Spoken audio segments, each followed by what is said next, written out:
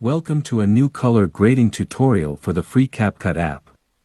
Here is my video and here are my inspiration images. Let's get started. First I add an adjustment layer. I click on filter, then dark brown and then +30.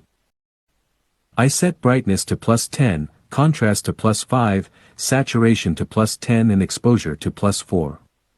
Then I go to HSL, here I make about the following adjustments. Orange, 0, 90, 0, yellow, -5, 15, -5, green, 10, -15, -20, light blue, 5, 5, -25.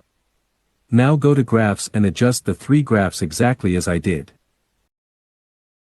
Then I set highlights to +30, shadows to -8, temperature to +50, hue to +15, vignette to +10 and grain to +30. Here is the before and after comparison.